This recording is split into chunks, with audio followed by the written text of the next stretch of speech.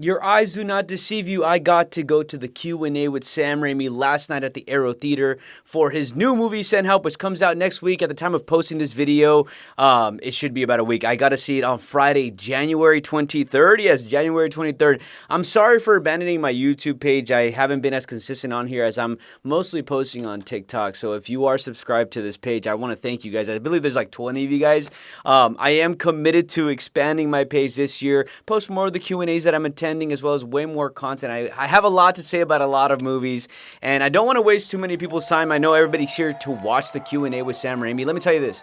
Sam Raimi was such a delight to be in the presence of. He was goofing and just throwing jokes to the audience and the moderator, and you're going to see in the video, he's just such a delight to be around, and just to sit in front of the legend himself, Sam Raimi, was a complete honor. Send Help was so much fucking fun. I have never seen Sam Raimi hold that much restraint from going all out with the blood and the gore. It's really a lot of chemistry between Dylan O'Brien and Rachel McAdams, and when I tell you that they both deliver amazing performances, I was completely floored by both of them. Of course, the shining star of this movie is Rachel McAdams. She looks as good as ever. She acts as good as ever. I was honestly kind of blown away. I'm excited to see what she does in horror roles. I'm excited to see what she does in really any role ever again, because I feel like she's almost entering a new prime. Sam Raimi is back. I am absolutely just excited to see if he even comes out with more movies. I'm happy he's back. That's what I'm happy about. Okay.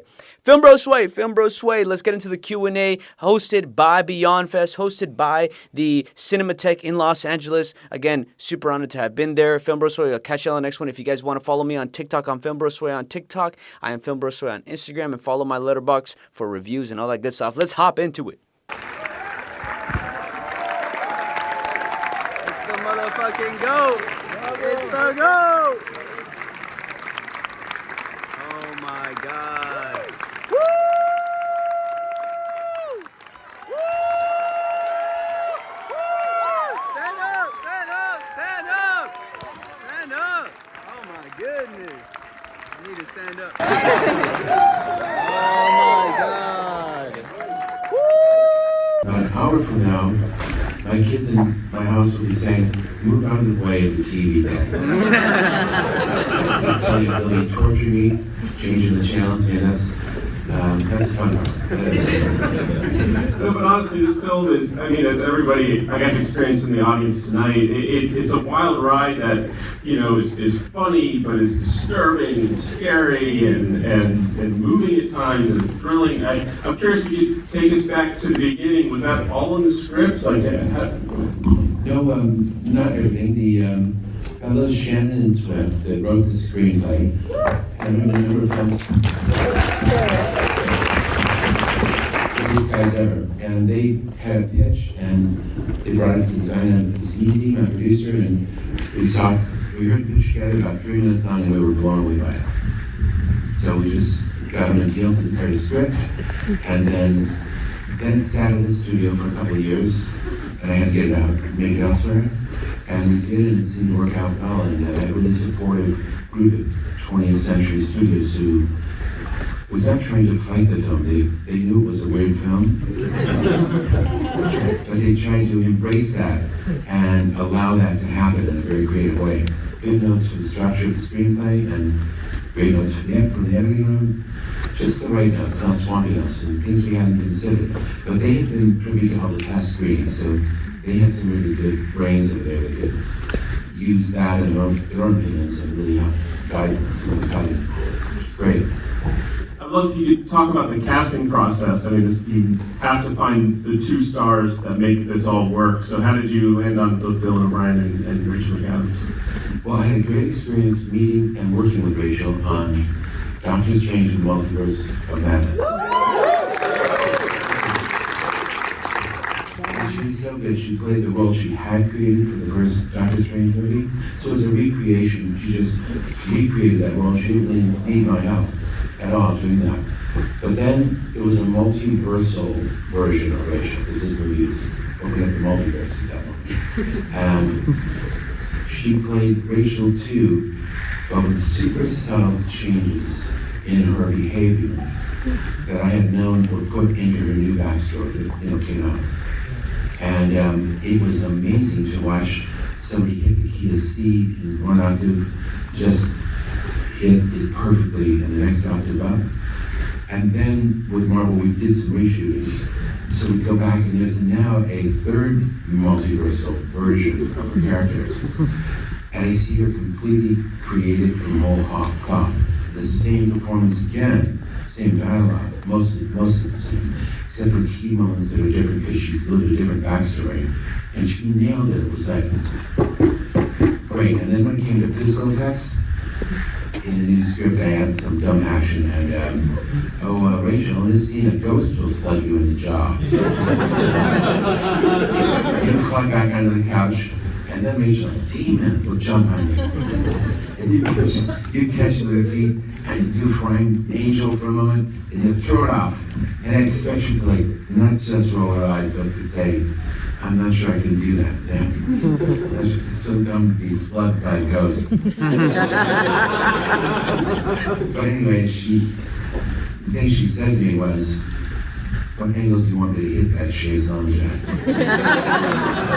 And I went, that's cool. I can work with an actress like this. And she had so nailed the operatic parts of her performance where she's singing in different keys, so to speak. This was just a whole other skill. It's about an attitude of, I'm going to make it the best it is, whatever comes out of his mouth, whether the lame idea comes out of that guy's mouth again, I'm going to make it the best it is, be proud of my work. So she's got that ability, it's really great. And how about Dylan? How did he come along? No, he doesn't. No,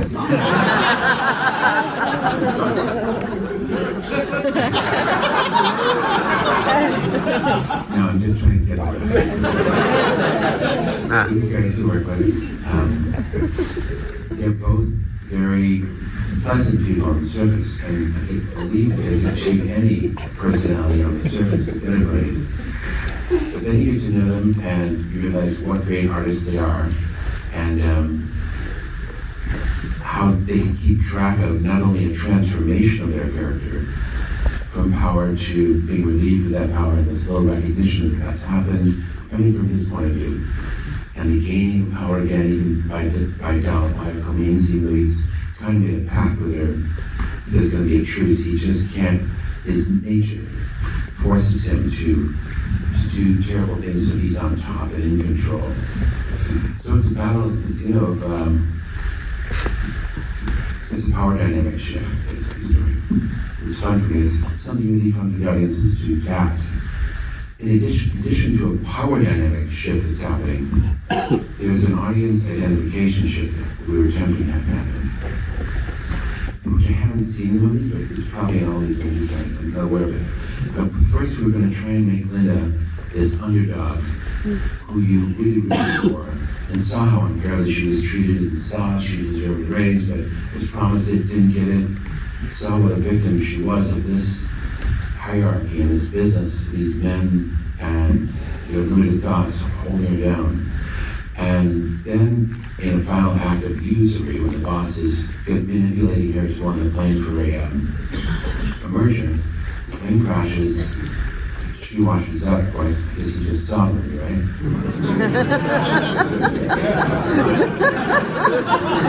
You can spoil it.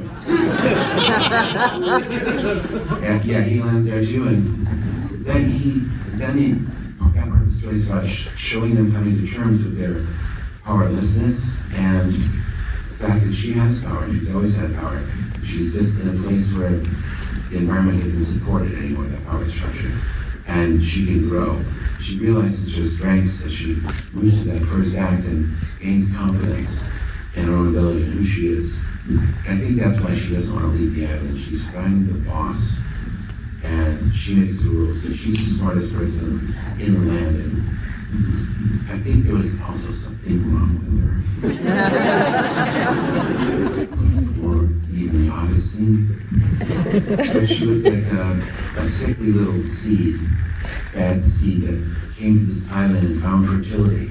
And not only did that plant grow into a powerful, beautiful plant, but it also developed some poisonous barbs on it. You know, some ugly stuff showed itself too. And she played that beautifully. And we had a goal of trying to make the audience identify with her, this lonely survivor, and hate him. And then we started to realize as she grew in power, that we would try the technique of shifting audience identification to Dylan. You know, realizing that she said goodbye to that code. What, lady? But we tried to keep her identifiable, but trying to shift the lines to Dylan, that rooting for him. And back and forth, it was a real attempt for us to take the audience on a journey, not knowing what was going to come next. That was our goal. And to support those decisions. So you'd be right there and laughing if you understood why they made that decision. Whether it was out of weakness or that's what you would have done. That's what we were going for, is to try and keep the audience entertained on a roller coaster. It's amazing, yeah.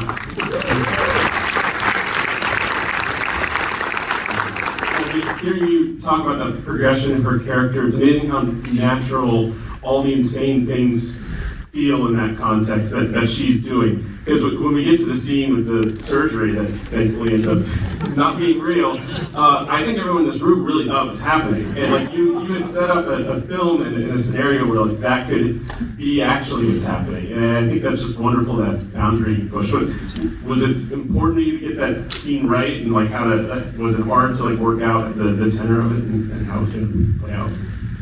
And just as hard as any other scene really, that has a little bit of progression to it. So it has continuity elements to it. The knife starting to glow red, where it is, where the food shabab is going to be, that octopi shabab, there's a continuity to it, and there's a continuity of what's happening. She is pretending to be a sympathetic here. Secretly, she's getting him off guard. She's prepared this poison, and she leads it to him. This is the right moment. And then she explains the fun he's in for. And he's hoping that's not going to be there. Yeah, it's him with the audience. It's like, we didn't pay to see this movie. But I thought I would short you anyways. Yeah. I'd love if you could talk a little bit about developing this wonderful oddball chemistry between your two stars. Did you do rehearsals, or is this just something that came about as you guys started working? Well, the writers started it with their great writing, Shannon and Swift. And then the actors brought such a tremendous amount to it, really understanding the character so much. And then getting to set and being such a capable actor on this beach that they could ad-lib, they knew their characters, they knew what they wanted, they were able to confidently speak from their character's mouth and sounded true and funny, and the other character would react completely in character. I think that's what they call acting cinema. Watch these guys do it is like watching something they never saw before. And the ad-lib portion of it, they could do that in character and grow the scene, that their minds were witty enough to write in the moment. Second City guys can do it. I mean, I'm not saying it's unheard of talent, but to watch the script and it just drive in new directions, funny directions, because of them was a really exhilarating experience. I'm thinking of Dylan's incredible laugh. I mean, this seems to be one of those specificities they find in the character. Like, when did he debut it for you?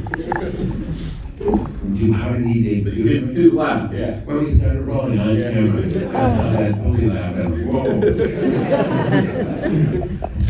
I thought, I'm not sure. The audience might be able to forgive you, right? Treat Linda, but that laugh really I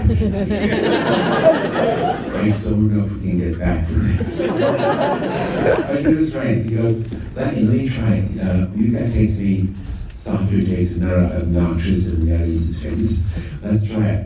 So we did, and I fell in love with it. And he's right, it's a bigger job to get that is to move back to him as the antagonist briefly. Or are they doing a love story? Doing a love scene now with these two? Yeah. I mean, I didn't want him to be irredeemable for many reasons. He is still irredeemable. I mean, it's just terrible. Shifting gears, I'd love if you could talk about finding your location. I know a lot of it's shot on a real beach in Thailand. I mean, it kind of feels like its own character at times, the actual island. How did you find it? And I mean, can you talk a little bit through the difficulties of actually shooting there? Yes, we went to Australia as our home base, and we did pre-production and shot for about 5 weeks there. Then we traveled to Thailand, just outside of Phuket, and we were on a banana farm that was on the beach, and then you go down that hill. That's what we were down the hill with the movie. Couldn't see the banana trees, so we would disguise them if we had to. But it wasn't an island, is what I meant to say. Our CG artists helped create an island from photography from the drone of the place we were shooting, the place that they crafted it to make it look like an island. So it was tough shooting on the beach. I remember saying to my assistant director, Eric Heffron, in scouting, I love to shoot after we shoot that night scene we're talking about by torch, artificial torchlight, let's say. In the morning, I want to film them because I think something's going to still be sparkling in your mind from the previous night, and I want that inflection on the scene. And Bill Pope has only said we can do it in the morning for the look he wants, so let's do it tomorrow morning. He said, you can't. And I said, why? He said, the beach won't be here. And then I realized who the real master of the movie was a tide master. And I should have known it, but I never shot a beach before. That ocean comes up, 15 feet, and, or I don't know, probably exaggerate, but he completely wiped out our ocean. However many feet that was, it'll be back at 2. Yeah, with the lights going down and the clouds there. But anyways, it's the usual, same, every movie's the same.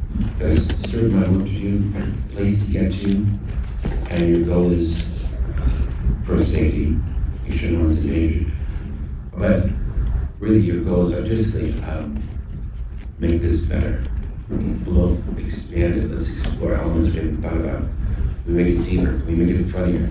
What would be more unexpected way to start the scene? 1 beat later, 2 beats later? Sometimes I ask myself random questions. That's why I'm insane. But it does help when you focus those questions on scenes of the movie and challenge yourself. And one of the things the film I think takes to the next level too is the level of detail, and it's like it feels like real survival techniques. I think they are. So you talk about crafting that. You must have learned a lot about surviving. Yes, we all did. We had a great instructor. First of all, the writers, when they wrote the script, did some of their own research. Everybody,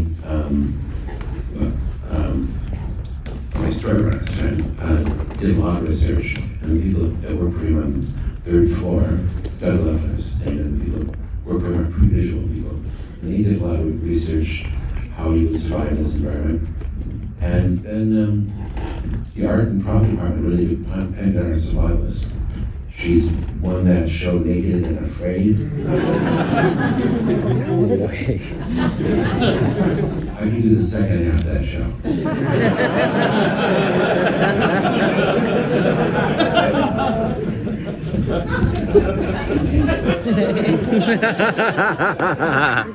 Did your actors know what they were getting into in that sense? Because I'm sure that there's tons of makeup and wonderful effects in that sense, but it probably was very physically demanding too. I mean, absolute salt and sweat. Yes.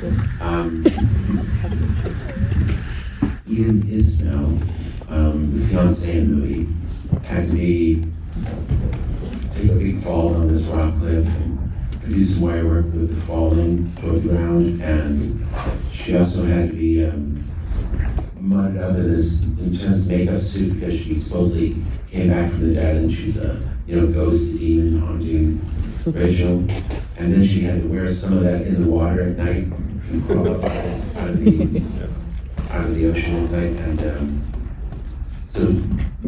she was on the cliff doing near edge of the seat stuff, walking along the edge, but she always came through. She was such a hard-working woman and striking.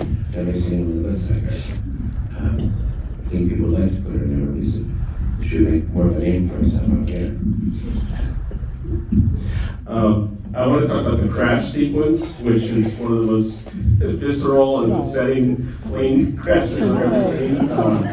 It looks incredibly hard to pull off, and you can get like into the water and be shot in the tank, like with tanks and stuff too. Can you talk about designing and bringing that to fruition?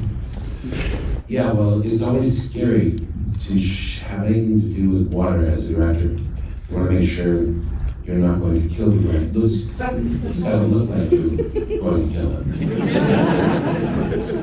So you need safety divers and mechanical engineers to tell you what will be safe, and water experts to tell you what dangers could affect your shoot as you. It's not like I didn't know. I put them in a tin can set and drop it in a tank full of water. What could happen? That's the job I want. I'll shoot the drone soon. How much they paying you for that? You think that could happen? No, I know that. That's what I'm always terrified about. That's why I get jokes about it. Of course, children, it's nothing to joke about.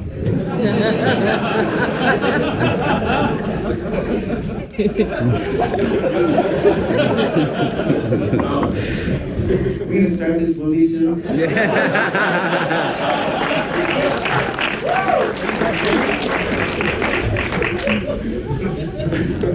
Sam, another scene that got massive amounts of applause was the never-ending scene with the wild boar.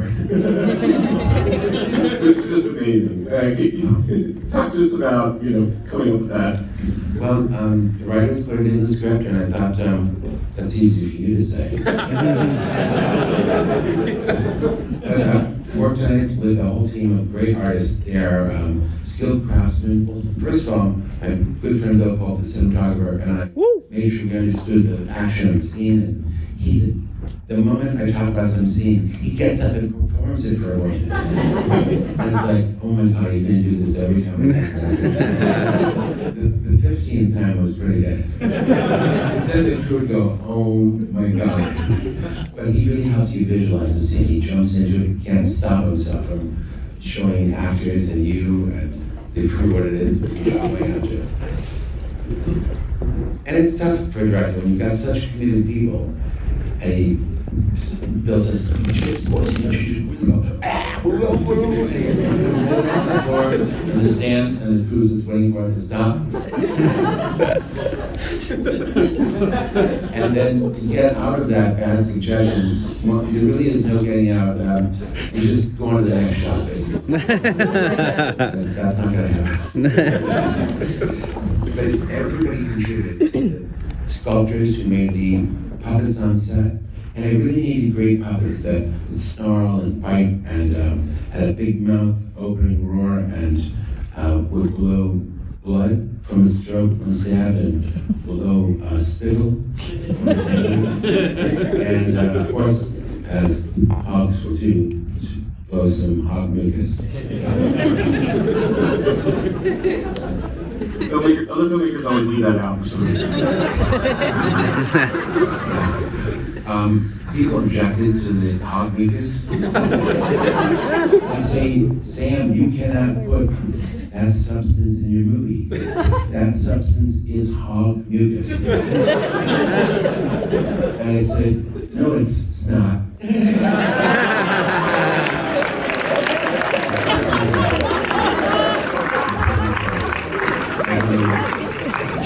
You want to be the audience before. Kids won't listen to me.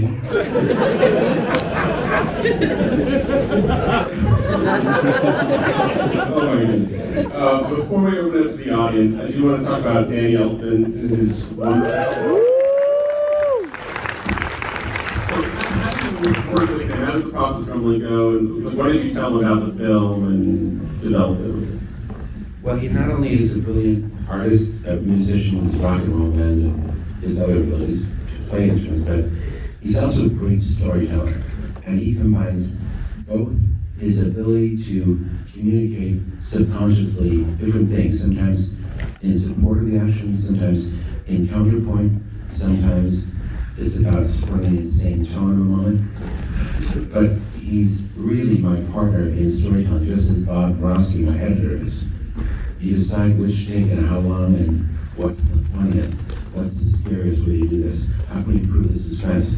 When you screens and things don't work and you've got to sit in that room and think, what did we do wrong here? Why can't this laugh with each other? Or why don't they think what we think they think? So there's a lot of those sessions, and it's the route that leads you to, the reshoot section. And otherwise, fully support them. It's great. I always do things right the second time. It's much easier to see a movie with holes or somebody took one moment in the wrong direction, me, but to know where that wrong direction is, people think something that you didn't want them to think, so that's like a classic reshoot moment. All right, let's take some questions here. I see a hand go right there. Hi there. So while watching the movie, I was thinking a lot about Misery, the Rob Reiner film. Were you inspired in any way by that? The whole balance between the two of like sort of the obsessiveness of just trying to get this person to be part of their life and everything like that. And also you remind me of Kif from Futurama with the way you say it. It's very soft and nice. And I won't summarize that part, but for those in the back, the question is if Misery was an inspiration. I love Stephen King's great book, and I love William Rob Reiner's motion picture book. It's classic, and I love Kathy Bates personally, but I love her in the movie. So when I read one time that Hollywood described that movie in early pre-production as Misery meets Castaway, I thought, damn it, yeah, it is. I tried to make decisions consciously from that point, reading that, where if Misery went one way and I had a similar situation, I'd really either avoid that or take the opposite way as interesting, if it could work. But I consciously tried to stay away from those two great movies that I love, because it is true that maybe the writers were influenced by that. Who else? Let's go there. Yeah. So, I appreciate your work. Thank you. One question I have is, what do you think is the takeaway for this movie? Is this like a cautionary tale of insanity? Sorry, would you say that again, Louder? Yeah, what is your takeaway for this movie? Is it like a cautionary tale about insanity? Or something like that? What do you hope is the takeaway from the movie? I hope the audience enjoyed watching a character who's an underdog come into their own and be appreciated for what she can do in the world. It's about living in some system other people set up for her to succeed or fail in. And I'd like to see the wish fulfillment, bad boss being punished. I don't really have a bad boss. I've had a good boss, but I really like, and I thought people would enjoy that in a fantasy. Because when it was pitched to me, that's really what the hope was for my previous environment, that I'd like to see that. But it turned out, working with these writers, it wasn't enough, and it was kind of pushed all the way down into the first act, and that's where the story begins now, really, with that old hook, and then you can tell a new story going forward. Sorry, I think I slipped away from your question. But I'll try and be more attentive. Yes, right there. Hi. I wanted to know what, there were a lot of really good like visual gags and jokes and just fun stuff in the movie. Was there a particular one that you thought was just like right from the script, you're like, I cannot wait till we get to this part? Oh. Well, it has, yes, that exists for me, but it has to do with weird technical things. When I did a movie, Army of Darkness, I could never get the sun photographed well. It was either burned out, or it was too out of focus, or it was in focus and looked like a orange square against the blue. And we brought the background so down that to expose it that it looked a deep, deep blue, almost like an outer space look, and you could see the moon like a graphic. It absolutely didn't look like I needed it to. It looked like an observatory picture. So finally learned how to, and so I did it wrong in that movie. So the sun beating down on ash, so it was out to the desert, and I tried different elements. I have my son there, fortunately, so he could experiment for me. He's my second director, actually.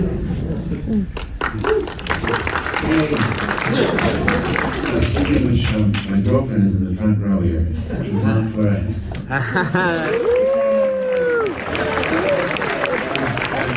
Really well the last 3 years, and what I've learned is I don't try and run her life, and I don't try and run mine. It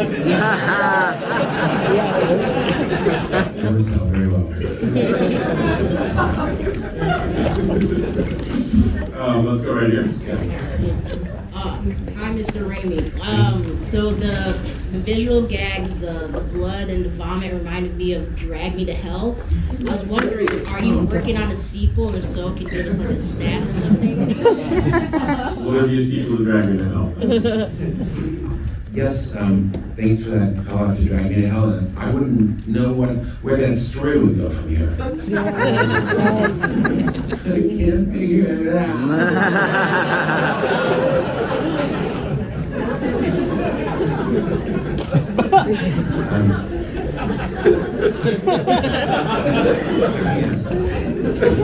Yes, sir. Sorry.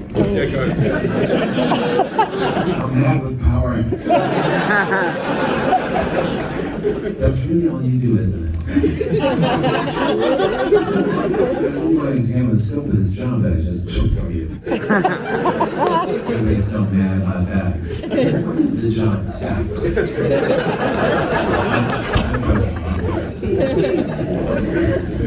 I like the suggestion right here, this question. No, that one. Oh. You better ask fast. Did you shoot any flashback scenes with Bruce Campbell, or is he just a picture frame in the movie? I love Bruce, but there really wasn't a role for him in this picture. It was really his talents. And I never want to put him in a movie there. I don't have a place he can really shine and bring his best. People, the audience love to see him brutalized.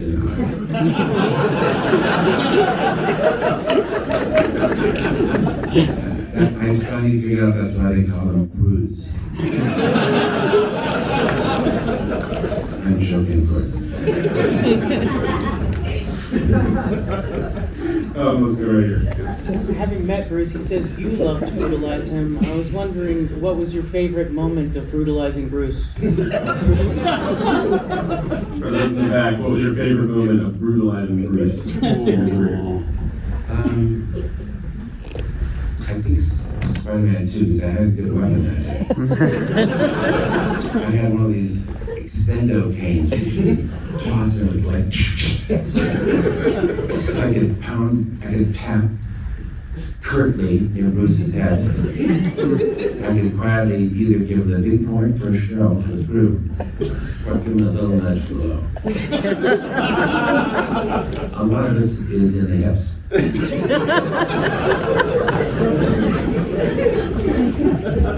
I had a good weapon on that, the extendo cane, so it has to do with the experience during the day. I had a feather on another movie. That was a good day.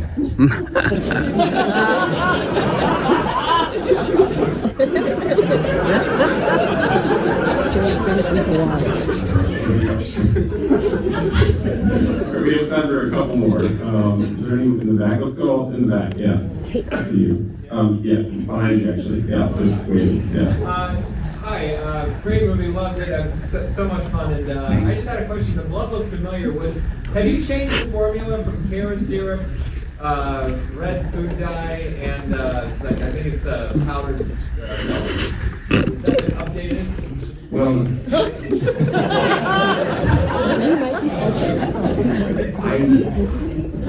I use carrot syrup, a lot of red fruit coloring, small, few drops of blue, give that unaerated.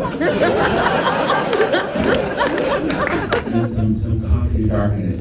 And would always, throughout my whole high school life and college life, I'd be splashing blood in actors' faces, their eyes, their mouth.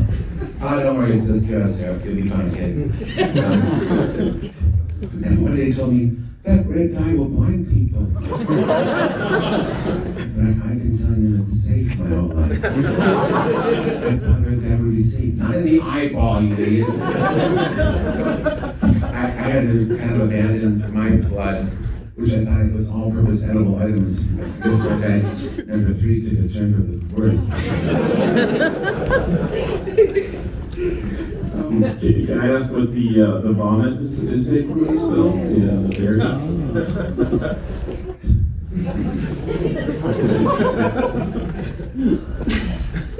That vomit, I remember just, scolding a prop person. That's not what that vomit would look like. That's kind of illness that you masticate. Let's go to the scraps of that scene.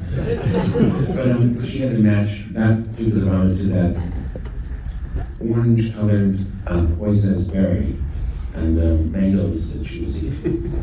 Anyways, there's a lot of people involved in vomit. It's not a small thing, and it's some people's specialty, and I don't want to laugh at their art either.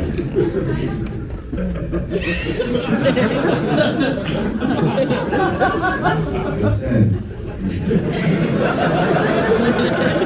nobody listens to me. At home or here, but I think we have time for like 2 more questions. Leo, I see you back there. Forgive me if I missed it, but where was the old book? I can't tell you that. That is one of those Easter eggs you've got to find on your own. Thanks for being aware of that. Who's got a really good last question? Yeah, waiting. Yeah. I've been a fan of your movies for a while, and I love how you mix horror and comedy together. Do you think that comedy and horror are 2 genres that should always be put together, or is that just your own influence? It's my own background in making low-budget comedies, not wanting to make horror movies, and realizing that horror movies had a great art and craft to them also.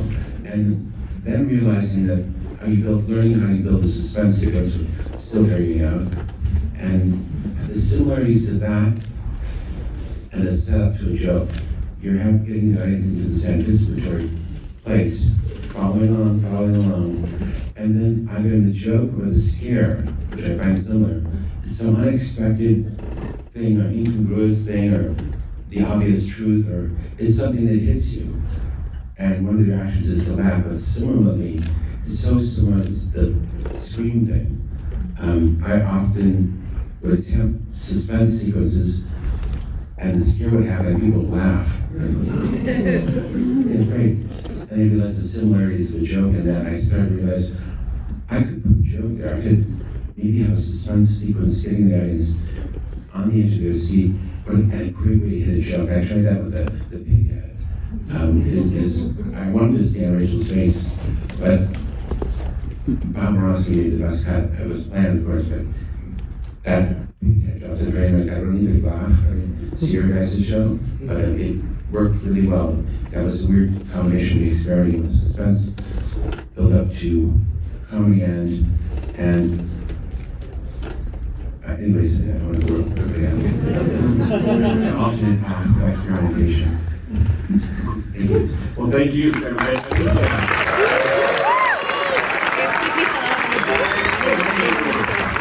It's January. I'm here for Send Help. Film Bros White.